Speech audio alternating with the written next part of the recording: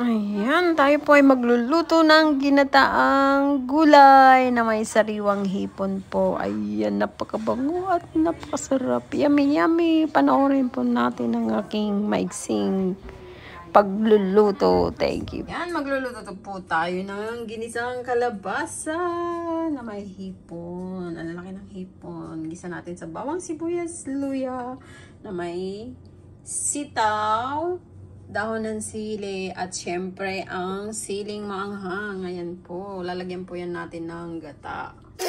Ayan, unahin na po natin ang bawang, sibuyas at luya. Sunod na natin ang sitaw.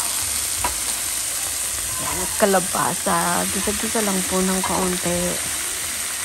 Ayan, lagyan po natin yan ng salt and pepper. Syempre, pampalasa. Ilagay na natin ang isang latang gata.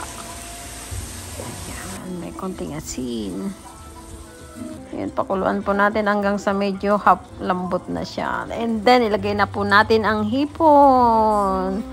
Huwag po natin i-overcook ang hipon kasi po, sa huli po talaga natin yan ilalagay. Kasi pag na-overcook, titigas po ang hipon. Ayan, lagay na rin natin ang maanghang na sili.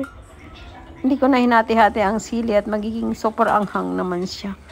Ayan, pag po ganito na at medyo malapit ng hanguin, ilagay na po natin ang dahon ng sili. Ayan, almost ready na po siya. In few minutes lang yan po ay pwede nang kainin. Ayan na, pwede na po ang ating ginataang gulay na napakabango at napakalasa. Ayan po, try nyo pong gawin at napakadali lang naman. Thank you for watching.